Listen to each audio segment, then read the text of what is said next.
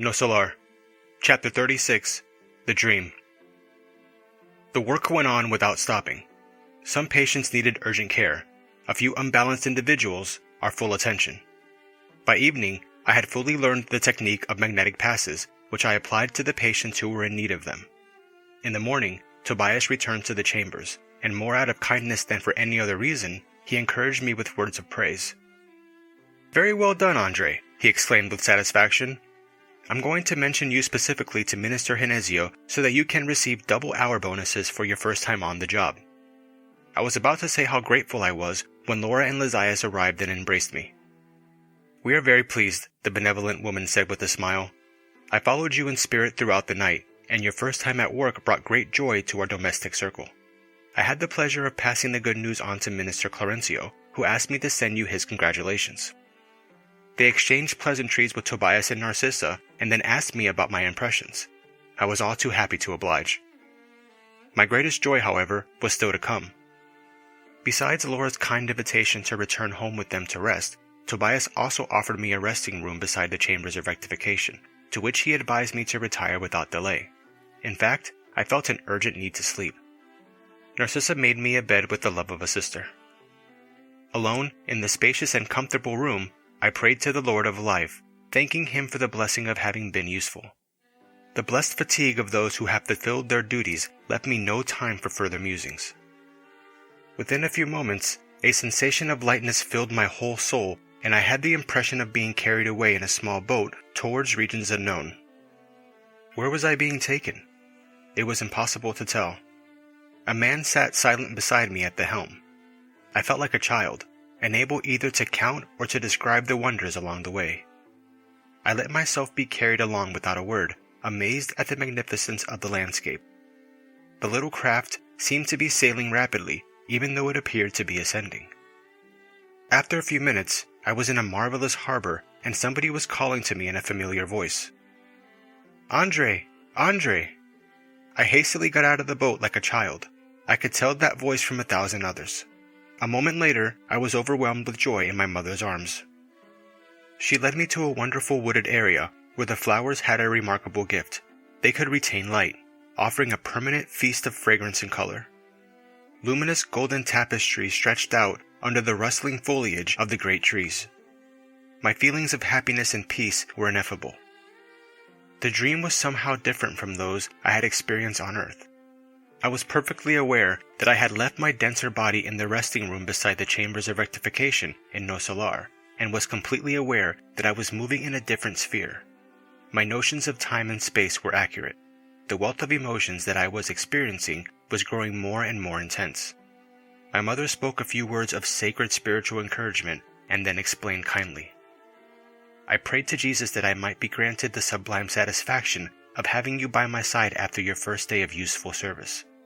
As you can see by now, my son, work is a divine tonic for the heart. When many spirits leave the earth, they linger unproductively and wait for miracles that never occur. Thus, their great potential is reduced to displays of parasitism. Some offer the excuse that they were discouraged because they are lonely. Others state that they cannot adjust to the environment in which they were called to serve the Lord.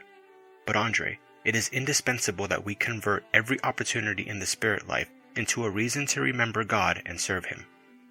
In the lower spheres, a bowl of soup given to the hungry, some balm offered to a leper, or a gesture of sympathy directed towards a disenchanted person are sublime deeds that are remembered forever in the house of our Father. Here, a look of understanding cast to the sinner, a promise from the gospel brought to those in despair, or a bit of hope given to the afflicted, are blessings of spiritual work that also weigh greatly in our favor. My mother's expressions were ever so beautiful. Her maternal eyes seemed to radiate a sublime light. Her hands in tender gestures transmitted invigorating fluids and gentle emotions to me.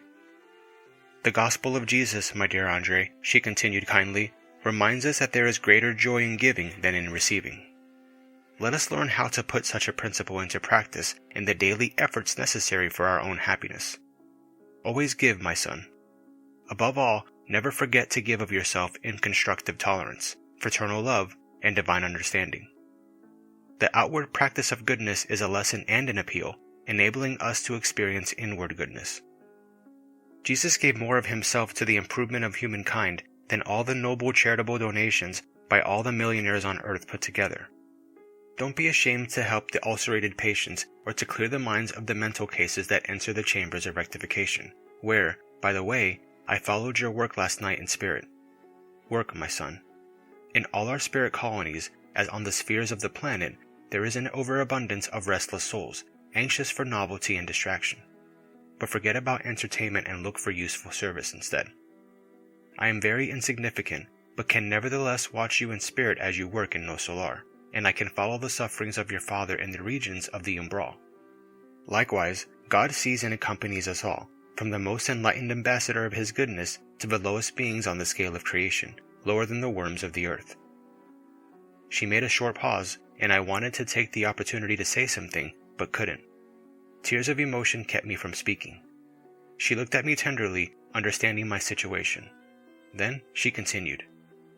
Here, as in the majority of the spirit colonies, payment for work is done with our bonuses. Such payment unites two essential factors. The bonus represents the possibility of receiving something from our brothers and sisters in struggle, or of giving something to someone who takes part in our accomplishments. But the criterion for determining the value of the hour bonus belongs exclusively to God. Like on earth, in awarding hour bonuses, there can be many mistakes due to our fallible personality and our nature as evolving creatures. However, as for the spiritual content of the hour bonus, there is a direct connection between the worker and the divine forces of creation. That's why our experimental activities during our progressive march up from the physical sphere undergo continuous modifications every day. Tables, registers, and payments are modalities of experimentation used by the administrators to whom the Lord has granted the opportunity of cooperating in the divine works of life, just as he grants his creatures the privilege of being fathers or mothers for a certain amount of time on earth or on other worlds. Sincere administrators all do their utmost to carry out the duties assigned to them. Every conscious father is full of devoted love. God also is an attentive administrator and an extremely devoted father. He forgets no one and reserves his right to make an agreement with his workers concerning the true use of their work time. All outward payment affects the personality undergoing the experience, but the entire value of time is important to the eternal personality, the one that will always remain in our circles of life on its way towards the glory of God. That is why the Most High gives wisdom to those who spend their time learning, and more life and joy to those who know how to deny themselves. My mother stopped talking while I dried my eyes.